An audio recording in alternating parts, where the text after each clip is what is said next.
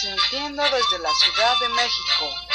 Urus Radio, una estación para compartir.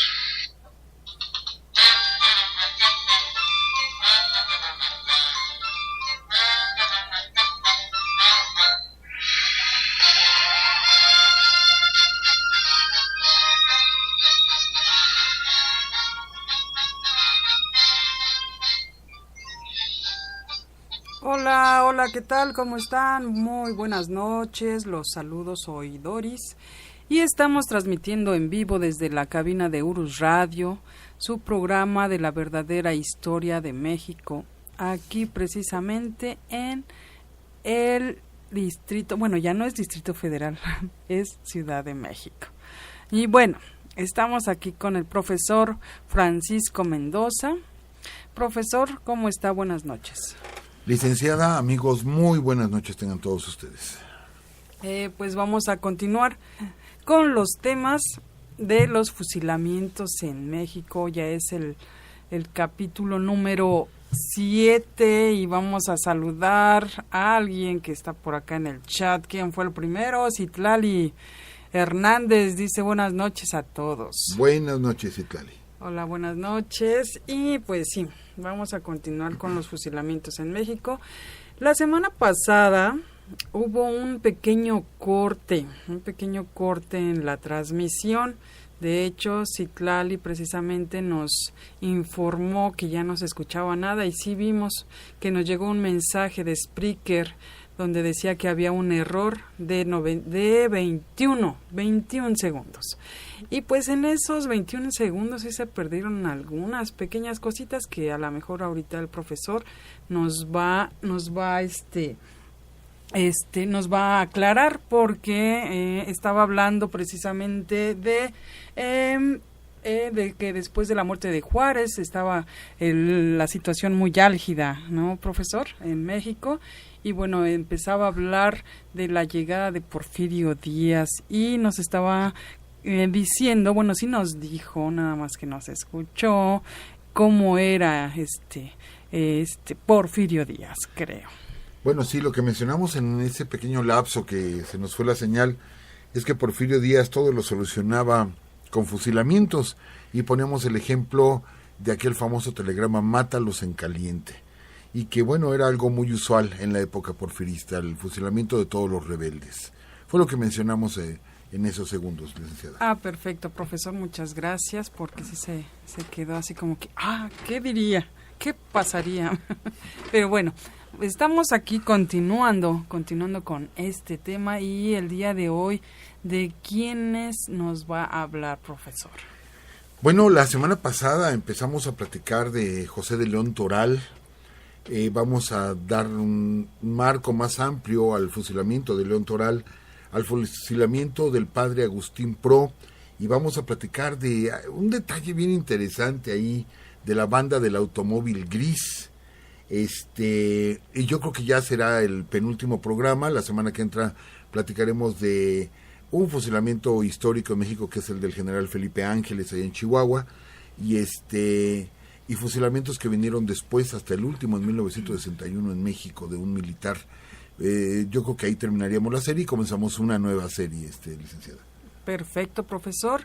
Y pues bueno, vamos a mandar saludos a algunos de nuestros amigos que nos escuchan en YouTube, y pues uno de ellos es Elvis Tech, que no sé por qué siempre cuando nos manda mensaje me da mucha hambre, profesor. Con papas. Sí, bueno, dice, excelente programa como siempre, saludos. Muchas gracias a Elvis Tech. Y bueno, también hay una personita que nos manda un mensaje diciendo que le gustaría mucho conocernos. Entonces, él propone que subamos algunas fotografías, porque pues nada más conocen nuestra voz. Bueno, en mi caso personal no vaya a aparecer o no vaya a suceder lo que sucedía con Javier Solís, aquel cantante, ¿no? El bolero ranchero que tenía pues una imagen, o la gente se lo imaginaba por medio del radio, una imagen muy alta, muy viril, muy fornido, y cuando la gente lo conoció fue una gran desilusión, porque era bajito de estatura, bigotito, etcétera, pues nada que ver con lo que la gente se imaginaba. Esperemos que en mi caso no se vayan a llevar una decepción, ¿verdad? Pero bueno, pues vemos la posibilidad, licenciada, de tomar algunas fotos en el estudio. Perfecto, profesor. Claro que no se van a desilusionar. Y bueno, empecemos, profesor. Amigos, licenciada, pues sí, porque hoy vamos a dar unos datos bien interesantes y más porque el día de antier, el 23 de marzo, se cumplieron 25 años ya del asesinato de Luis Donaldo Colosio, candidato del PRI en aquella ocasión a la presidencia de la República. Yo recuerdo, y precisamente fue la licenciada, que bueno, ya nos conocíamos de tiempo, quien me habló por teléfono. Recuerdo que fue usted, licenciada, que me dice: profesor, ¿ya se enteró pues de qué? De que le dieron un balazo a Colosio. No, dice, ve alguna televisión, y buscamos, estaba yo dando clases en una escuela, y ya de ahí no nos despegamos del aparato televisor hasta que, bueno, informaron que ya había muerto Colosio, y de ahí todo lo que se desató poco tiempo después del asesinato de José Francisco Ruiz Massieu, y muchos asesinatos alrededor de, o sea, personas que estaban cercanas o que estuvieron cercanas a la investigación del caso Colosio, lo que nos lleva pues a imaginarnos un montonal de cosas. Pero no es el caso hablar hoy de Colosio, sino que vamos a hablar hoy de otro asesinato, que hagan de cuenta que estamos hablando del asesinato de Luis Donaldo, ¿sí? Y lo digo con todo respeto, sí, lo digo con todo respeto por la muerte de Luis Donaldo. Nunca es deseable una muerte, sí podrá haber gente que no nos simpatice, pero la muerte no es deseable. Y en este caso fue el general Álvaro Obregón, que bueno, pues no podemos negar que traiciona la Revolución Mexicana, siendo revolucionario, aquel lema de la Revolución Mexicana: sufragio efectivo, no reelección. Y de pronto él es presidente, ¿sí? Él es presidente del 20 al 24, y le gana aquella contienda a Adolfo de la Huerta, después de que Adolfo de la Huerta fuera presidente provisional de México. Entonces se reelige, pero hay una cuestión, amigos, notemos esto: cuando se reelige Álvaro Obregón, violando los principios de la Revolución Mexicana, ya el tiempo de la presidencia cambió y se convirtió en sexenio. Esto es que si Álvaro Obregón hubiera llegado a la presidencia, hubiera gobernado de 1928 hasta 1934. El primer sexenio que se estableció ya fue el de Lázaro Cárdenas, del 34 al 40. Pero Álvaro Obregón hubiera gobernado primero 4 años y después 6 más. Y no sabemos si después hubiera continuado con las reelecciones, como lo hizo Díaz. Acuérdense que primero tuvo un cuatrienio, descansa otro, y después se aventó 30 años. Bueno, 26 años. Lo mismo quizá hubiera pasado con Álvaro Obregón, ¿sí? Pero él ya había ganado la presidencia de la República, o sea, él era el candidato electo, ¿sí? O el presidente electo en ese momento. Luis Donaldo, bueno, pues era candidato únicamente, y la campaña pues no pintaba nada bien para él. Entonces, amigos, hay detalles. A ver, ubiquémonos en ese tiempo, por favor, porque yo sé que invariablemente muchos vamos a pensar en este tiempo. 1928. Álvaro Obregón tenía la costumbre de no utilizar guardia personal, ¿sí? Él no utilizaba gente de la secreta, que en ese tiempo existía, o los llamados guaruras. Siendo militar y teniendo todo el poder, él no los utilizaba. ¿Cómo lo decimos? Es algo que, bueno, se va a conjugar en su muerte. ¿Por qué? Porque el atentado que él sufre no fue el primero que él sufrió. No fue el primer atentado.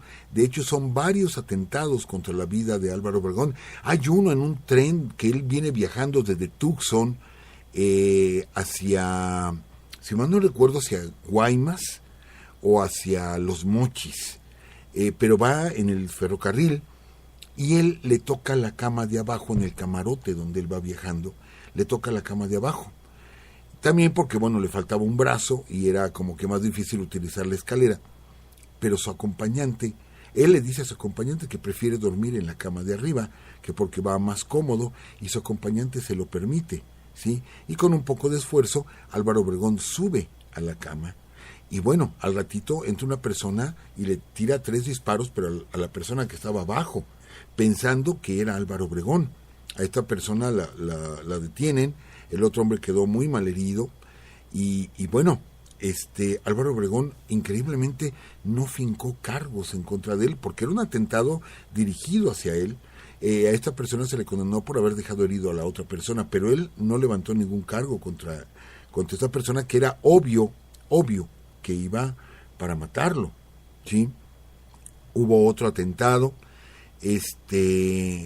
para Álvaro Obregón en Chapultepec.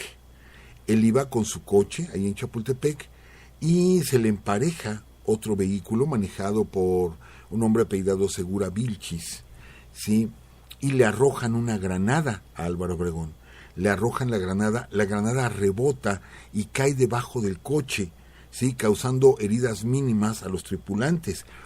Pero los que cometieron el atentado, Segura Vilchis y sus hombres, salen huyendo y adelante chocan y los atrapan, ¿sí? O sea que muy malos, así definitivamente muy malos para un atentado.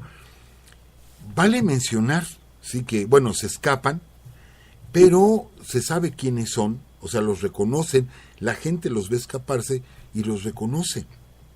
Uno de ellos, Segura Vilchis, que es el que arroja la bomba contra el presidente, por cierto, era trabajador de la Compañía de Luz y Fuerza del Centro, y es hecho prisionero en las instalaciones de la Compañía de Luz. Sí, es un dato muy interesante que acabamos de encontrar. Entonces, cuando a él lo detienen, fíjense amigos, cuando a él lo detienen, dice, avísenle al padre Pro, ¿sí? Esto fue suficiente para sentenciar la vida del padre Agustín Pro, del padre jesuita Agustín Pro. Solamente que él dijo, avísenle al padre Pro, porque él lo conocía, y inmediatamente, bueno, lo buscan a él y a su hermano del padre Pro. De hecho, muere fusilado Agustín Pro junto a Segura Vilchis. Ajá. De hecho, podemos entender, y según las investigaciones, el padre Agustín Pro no había tenido nada que ver directamente en el atentado.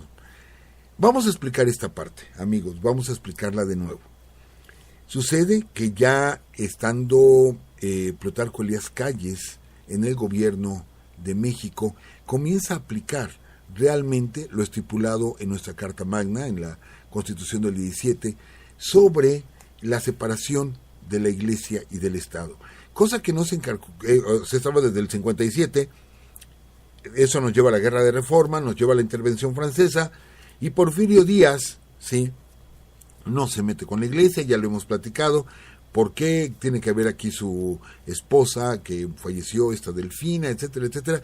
Díaz no se mete con la Iglesia, a pesar de que está estipulado en la Constitución la separación Iglesia-Estado y la educación laica, etcétera, etcétera, pero no se respeta.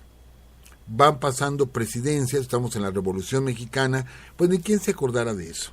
Y en el 17 Venustiano Carranza insiste en que permanezca en la Constitución, pero él tampoco lo aplica cuando es presidente de México. Álvaro Obregón comienza a aplicarlo, así como muy discretamente, pero el que lo aplica totalmente es Plutarco Elías Calles. Él sí se va totalmente en contra de la Iglesia aplicando la Constitución. ¿Qué sucede? Pues, es más, les hemos platicado aquí la anécdota de que a tal grado se pretendía cambiar la educación en México, que de pronto da la orden Plutarco Elías Calles de que no sean los Reyes Magos los que lleven los regalos o entreguen los regalos la noche del 5 al 6 de enero, o sea, le da la orden a los Reyes Magos, ¿sí?, de que no entreguen juguetes, sino que ahora los va a entregar Quetzalcóatl. Ajá. Entonces, datos curiosos, o sea, era cambiar toda la mentalidad del pueblo, ¿sí? Y olvidarnos de los santos reyes, que es alguna tradición religiosa, y convertirlo en Quetzalcóatl, que era el que traía los regalos a los niños. Y una serie de cambios, de enormes cambios, que pretendía Plutarco Elías Calles, que empieza a obligar a la iglesia, y que de pronto la iglesia, y eso lo hemos subrayado muchas veces como una de las grandes mentiras de la historia de México, cuando dicen, en aquel tiempo en que Calles cerró las iglesias, no, Calles nunca ordenó, el gobierno nunca ordenó cerrar las iglesias en México. Es una terrible, terrible falsedad de la historia. La iglesia, y no toda la iglesia, aclaramos, no toda la iglesia se va en contra del gobierno, ¿sí? Es la iglesia quien da la orden, ¿sí?, de cerrar al culto todas las iglesias. Pero obvio, pues como estaba Plutarco Elías Calles metido ahí, empezaron a decir, vean lo que hizo el gobierno. No, no fue el gobierno. Y entonces, sucede que le achacan esto a Plutarco Elías Calles, se forma una liga mexicana en defensa de la iglesia, ¿sí? Y en esta liga es donde participa Agustín Pro, participan muchos mexicanos, se empiezan a movilizar de manera secreta, ¿sí? Porque se da el levantamiento cristero, que lo hemos comentado muchas veces, amigos, amigas. Alguna ocasión leí un prólogo de Jorge Ibargüengoitia, hablando de una obra de teatro, y dice, cualquier coincidencia de esta obra de teatro que hablaba sobre la cristiada y la muerte de Obregón, dice, cualquier coincidencia de esta obra de teatro con la vida real no es una coincidencia, es una vergüenza nacional. Y aquí sí lo hemos sostenido, y yo sé que me puedo ganar la antipatía de algunas personas. No es porque yo apoye al gobierno, no es porque yo esté en contra de la iglesia, simplemente, como historiador se los puedo decir, es increíble que en pleno siglo XX se haya dado en México una guerra religiosa que costó la muerte de decenas de miles de personas. Estamos hablando de decenas de miles de personas. No es posible, ¿sí?, que tengamos una guerra en México religiosa, una guerra cristera. No estoy apoyando al gobierno, no estoy apoyando a la iglesia, simplemente me parece absurdo, y esta es mi opinión muy personal, ¿sí?, me parece absurdo que se dé una guerra de estas características cuando eso se había quedado siglos atrás en el resto del mundo. ¿Cómo es posible, sí, que se hayan lanzado a la guerra?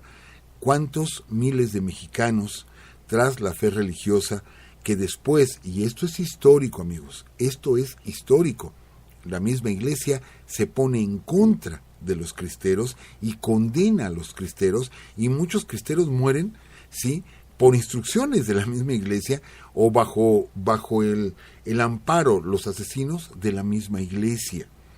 Es triste la manipulación de nuestro pueblo. Yo no culpo a los cristeros, culpo a los líderes, a esa gente que negoció en lo oscurito, al final con el gobierno, y que declaran que todos los cristeros se convierten en gente al margen de la ley, que son bandoleros, ¿sí? Y los dejan, ahora sí, colgados de la brocha, totalmente. Esto es lo que me parece cruel. Me parece cruel el hecho de que les decían a los cristeros que se pusieran una estampita, y que por donde estuviera la estampita religiosa no iban a pasar las balas, ¿sí? ¿Por qué? Porque las estampitas eran milagrosas y por ahí no pasa la bala, y le ponían un letrerito ahí que decía, bala, no pases por aquí. Lo único que pues las balas no saben leer, ¿verdad? Y de que pasaban las balas, pasaban.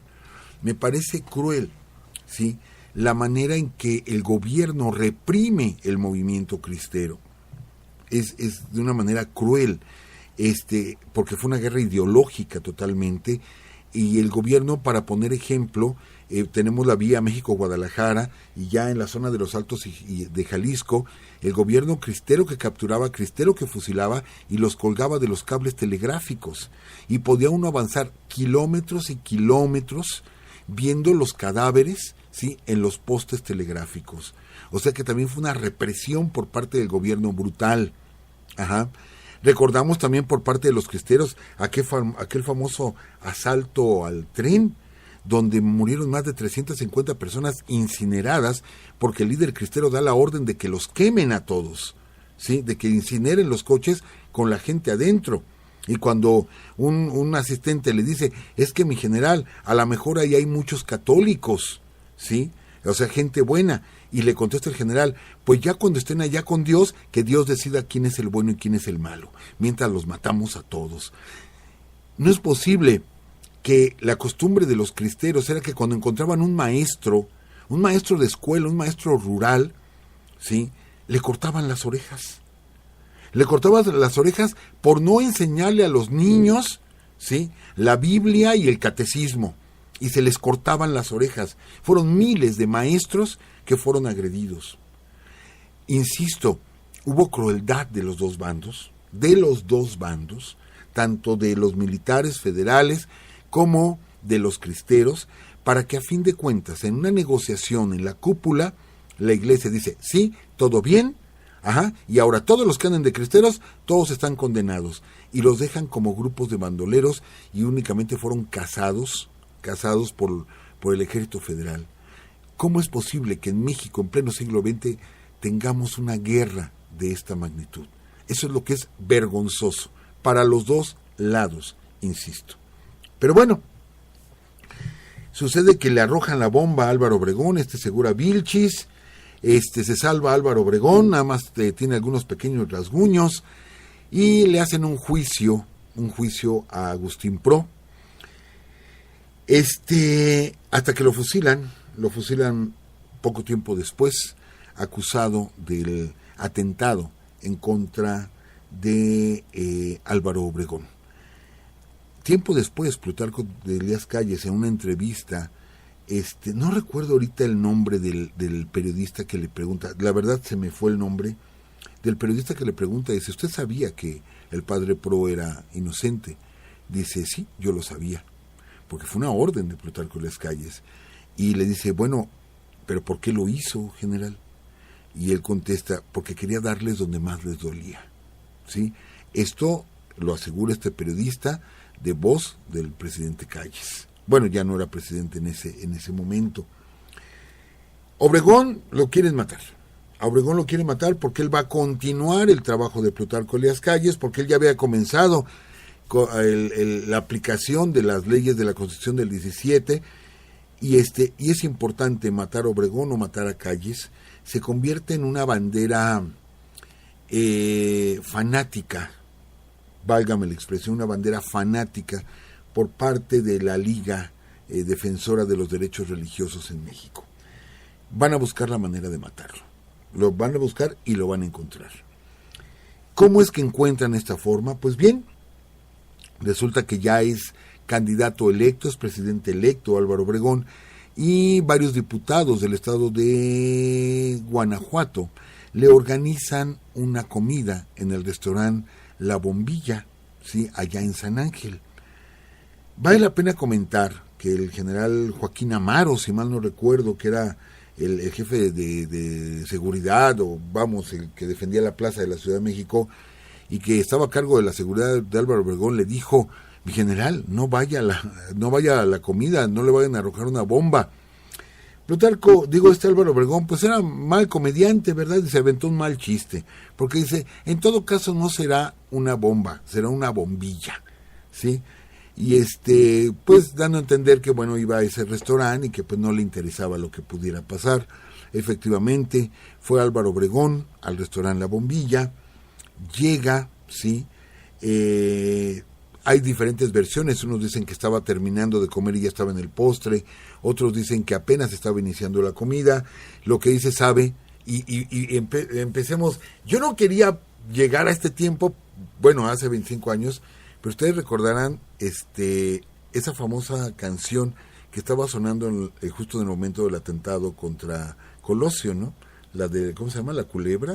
Sí, así es. La de la Culebra. Sí. Bueno, pues también quedó consignada la canción que estaban tocando en el momento de Álvaro Obregón, que era la canción de Limoncito, sí, que él fue el que la pidió.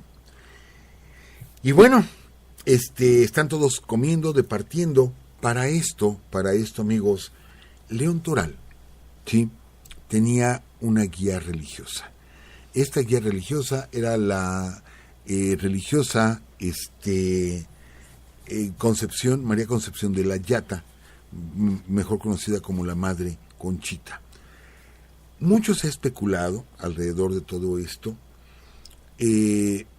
pero se sabe que el arma era una pistola Taurus, ¿sí? Calibre 32, que bueno, también conocemos que fue una pistola similar la que mata a Colosio. Esta pistola fue, o sea, el calibre 32, esta pistola fue bendecida, ¿sí? Por un representante del obispo de Guadalajara. Fue bendecida esta pistola y fue la que se le entregó a León Toral. León Toral empezó a hacer prácticas de tiro y se iba al Cerro del Chiquihuite. Y era malísimo para disparar, no le atinaba nada, ¿sí? Entonces es por eso que él pide que le bendigan el arma para que las balas sean guiadas por Dios, para que lleguen al corazón, ¿sí? De Álvaro Obregón. Y quien le da el arma primero y después le consigue que le bendigan el arma, era una pistola bendita, o sea, válgame la expresión, y lo digo aquí con sarcasmo, era una pistola bendita, ¿sí? Con esto se va a cometer el atentado. Me adelanto un poquito. Posteriormente a la muerte de León Toral, todas sus pertenencias, absolutamente todas, ropa, libros, fotos, zapatos, todo fue quemado. Fue quemado con la instrucción de no convertir en un mártir religioso a León Toral, ¿sí? Porque cualquier objeto que de él hubiera quedado, su sangre, su ropa con la que lo fusilaron, etcétera, imagínense la reliquia tan importante que hubiera sido. Entonces todo se quemó de León Toral. ¿Por qué los platico, amigos? Porque hace muchos años, eran unos 20 años, que un profesor, el cual pues ya falleció el profesor, una ocasión me invitó a su casa y de pronto me muestra una pequeña mesa, amigos, una pequeña mesa, bien hecha la mesa, era de madera clara, ¿sí? Y me dice el profesor César Odilon Jurado Lima, que tuve el gusto de conocer y de tratar, me dice, mire profesor, lo que conseguí. ¿Sí? ¿Qué consiguió, profesor? Y me enseña la mesa. Pues yo no le vi ninguna característica, una mesa pues que se veía en buenas condiciones, nada especial, ¿no? Nada especial. Y me dice, es la mesa donde se planeó, ¿sí?, el atentado contra Álvaro Obregón. Y en esta mesa, aquí se sentó a un lado la Madre Conchita, León Toral y algunos sacerdotes, y aquí se bendijo la pistola para matar a Álvaro Obregón. Yo me quedé pensando, dije, a ver, yo respeto mucho a este profesor, excelente historiador, pero bueno, ¿cómo se podía comprobar eso? ¿Sí? De que en esa mesa se habían sentado, bueno, a los lados, se habían sentado, habían planeado y le habían echado el agua bendita o la bendición a la pistola. Recuerdo que me dio los datos porque me dijo, fue en tal lugar, en tal casa, se conservaron estos muebles como una reliquia. Después, al paso de los años, cuando yo leí esta parte de que León Toral, todos sus objetos habían sido quemados para evitar que se convirtieran en reliquia, dije, pues sí, tenían razón. Cualquier objeto, el más mínimo que fuera, se iba a tomar como una reliquia religiosa. La mesa, pues yo me acuerdo de ella, pero no era una mesa que tuviera algo en especial, solamente que ahí estuviera rayado, grafiteado. Aquí estuvo León Toral, ¿no? O aquí estuvo la Madre Conchita, o metieron un corazoncito, Madre Conchita y León Toral, porque decían que eran amantes también, en fin, se dijeron muchas cosas de ellos. Pues no había nada de eso, era una mesa cualquiera, ¿sí? Pero bueno, León Toral ve a la Madre Conchita todavía un día antes, y que es cuando se entera que va a estar Álvaro Obregón ahí en la Bombilla, se va para allá, para San Ángel, y efectivamente no hay seguridad. No hay seguridad, él va con una pistola, y se mete a la reunión, están tocando la música, está el ingeniero Aarón Sáenz, a él le hace la primera caricatura, Aarón Sáenz suelta la carcajada cuando ve su caricatura y posteriormente se acerca a Álvaro Obregón, le muestra la caricatura.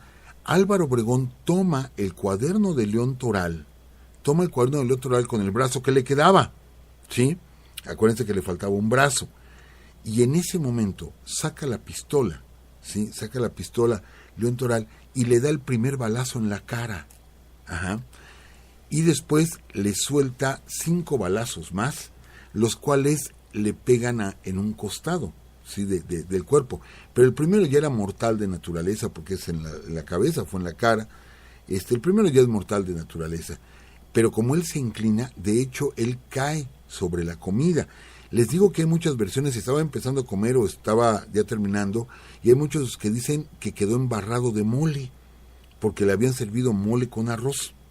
Y otros dicen que no, que había sido un pastel sobre lo que había quedado la cabeza de Álvaro Obregón. Alcanza él a disparar, él traía 9 tiros en la pistola, alcanza a disparar 6 tiros.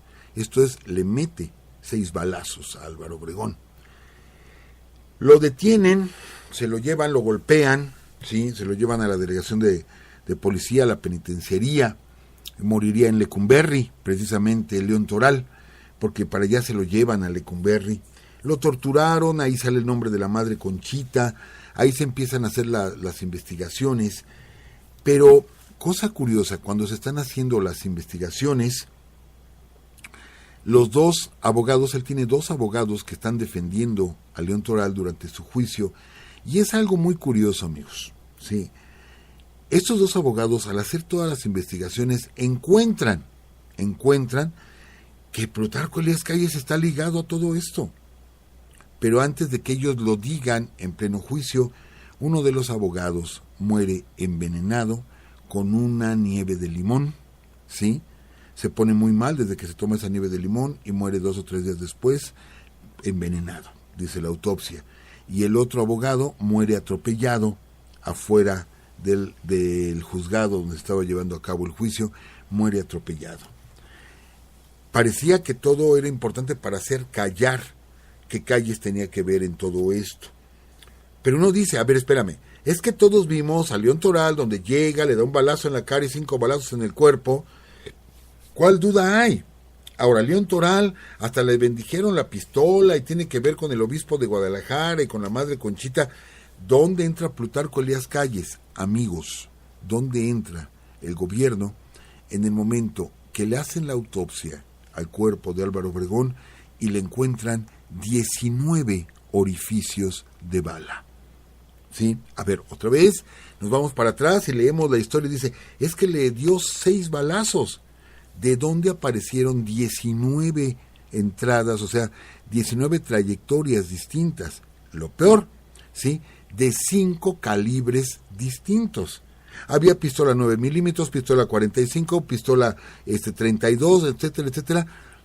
Uno dice, yo creo que, pues no creo que haya entrado León Toral tipo Rambo, ¿verdad? Cargado de armas y ahí con sus cananas y cargado de balas, porque hubiera necesitado por lo menos 6 pistolas, ¿sí? Si estaban las de él y 5 calibres distintos, es que por lo menos eran 6 pistolas las que traía. Ahora, para haberle disparado todas, ¿sí? Bueno, ¿quién se va a creer ese cuento?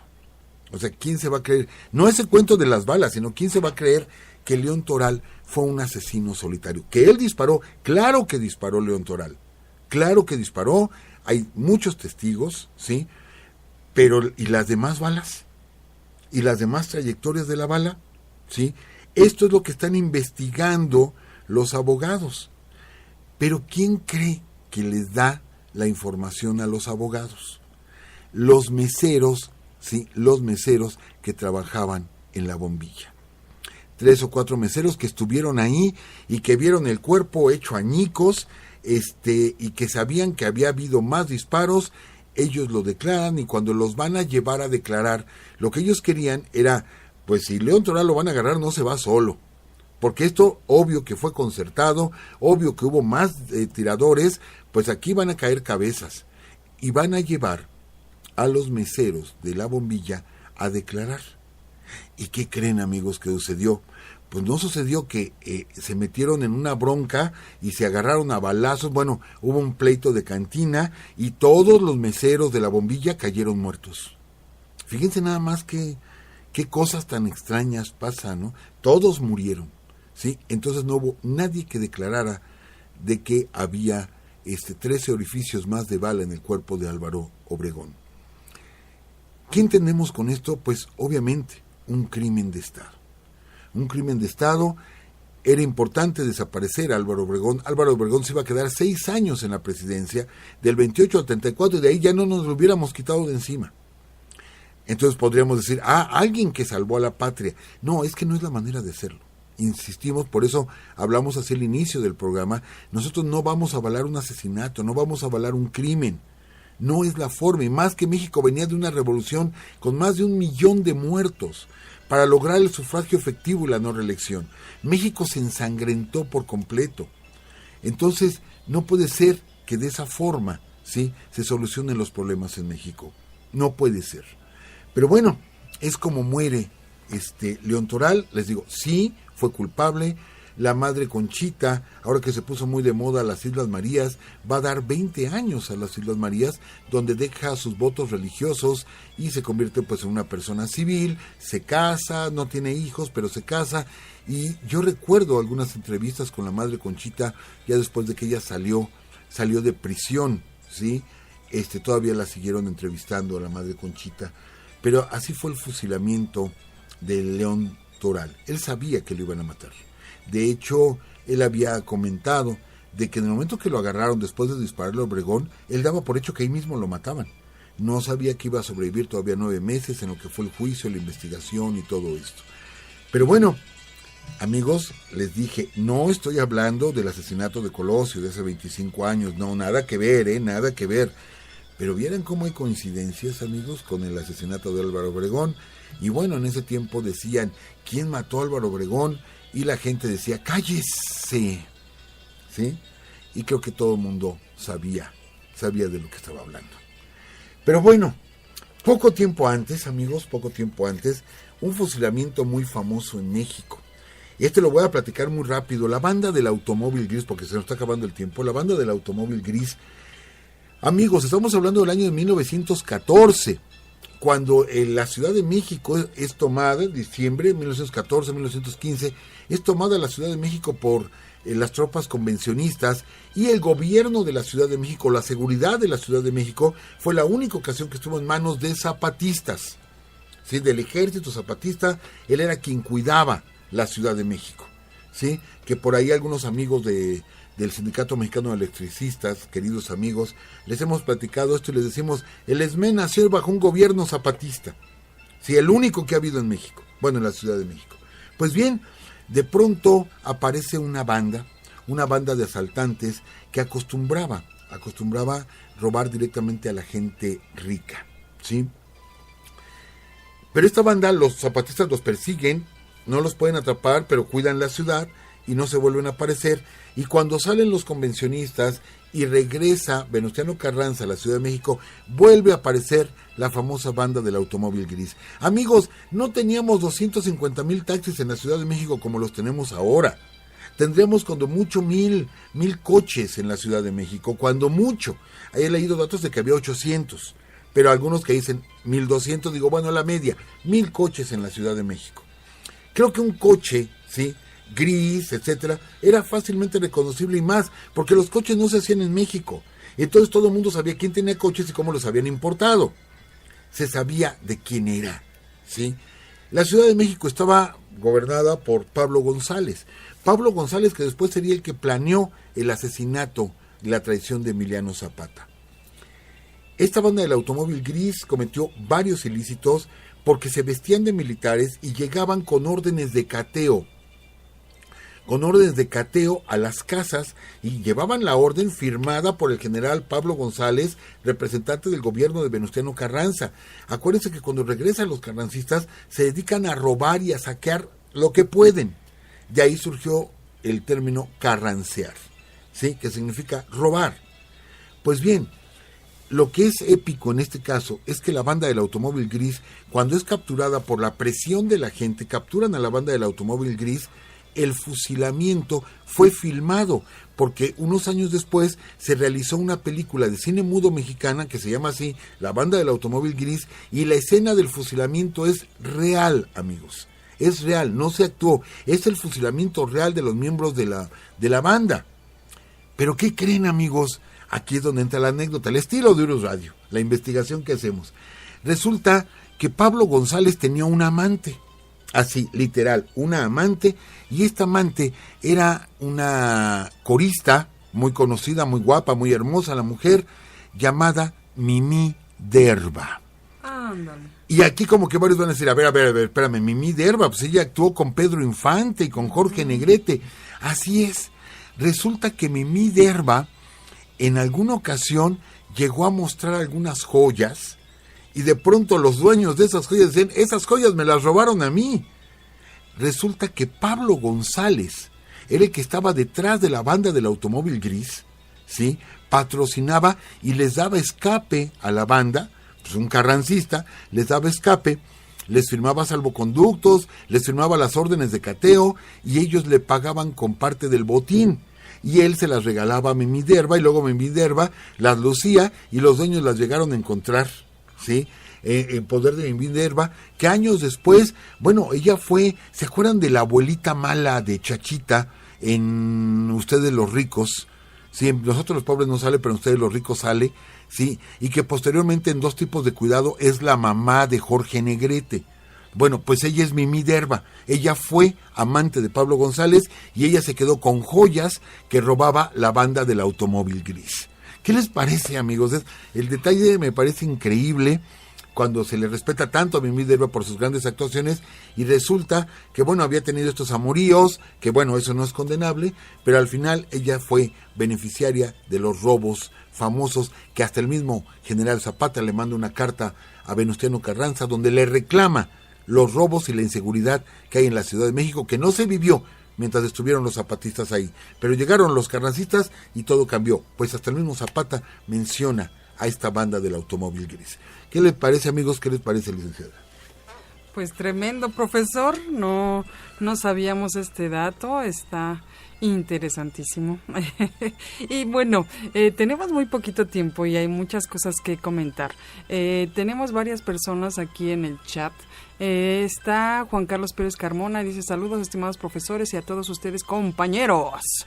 Juan Carlos Pérez dice un saludo cordial, licenciado y licenciada Doris. Juan Carlos dice y para todos muy buen inicio de semana, excelente programa. Andrés Guevara, hola licenciado y profesor Francisco, un poco tarde pero seguro y como siempre un placer escucharlos, excelente inicio de semana para toda la familia. Urus, René Martínez Rojas, hola profesor y licenciada. Pero fíjese, profesor, que bueno, hay también varias personas que nos han mandado mensajes en la página de Spreaker y también en YouTube. Yo de verdad les ofrezco una disculpa porque pues yo de alguna manera soy la voz de ustedes y a veces por el trabajo, por algunas situaciones no alcanzamos a ver todos sus mensajes, pero Beto, por ejemplo, dice saludos desde Bruselas, Bélgica, un gusto escucharlos. Y no sé si no lo habíamos leído, no, ¿verdad? No. También René Contreras nos manda mensajes, Gina Soar, Marco Vázquez, Rodrigo Miranda. También Andrés Guevara, que ahorita está aquí, nos mandó un mensaje que dice ya escuché todos los audios de iVox y voy por los de Spreaker. No, muchas gracias. Sí. Edgar Garza dice que nos escucha desde Toronto, Canadá, y precisamente Edgar Garza es quien nos dice que subamos algunas fotografías, profesor. Ya. También Miguel Ruiz dice saludos desde Tijuana y Juan S. Cerrato Martínez también nos manda saludos. También un mensaje aquí de Juan Carlos Pérez, dice inmediatamente me pondré a revisar los videos de la banda del automóvil gris, la actriz Mimi, mucho más que entretenerme y aprender. ¿Qué? Sí, ¿verdad? Sí, va a buscar las referencias, no, pues claro, sí. Las vas a encontrar y te vas a sorprender muchísimo. Profesor, y algo que me sorprendió bastante fue un mensaje que encontré aquí de Dial Podcast, que te agradezco mucho, de veras, Dial. Me sorprende por las estadísticas que él tiene de los audios que tenemos nosotros. ¿Se acuerda que, no sé si fue él quien nos preguntó que cuántos programas ya teníamos? Yo dije que 246 y él sacó la cuenta y es un total de 260. Aquí nos tiene todas las estadísticas y dice... abonando con gusto a la gran historia y trayectoria de mi programa favorito de historia. Me gustaría compartir con todos ustedes un apunte con respecto al comentario anterior, en el que se da la respuesta a cuántos episodios llevaban emitidos a la fecha del 21 de enero de 2019. Entonces fue sorprendente y bueno, los dejo, ya después seguiremos. En sí los audios directamente como narración histórica, pues para mí bueno, yo los conté así, 246, pero ya los audios cortos, que por ejemplo las pruebas, esas no las conté. Voy a revisar bien y a ver cuántos audios tenemos. Muchas gracias, se nos acaba el tiempo, hasta luego.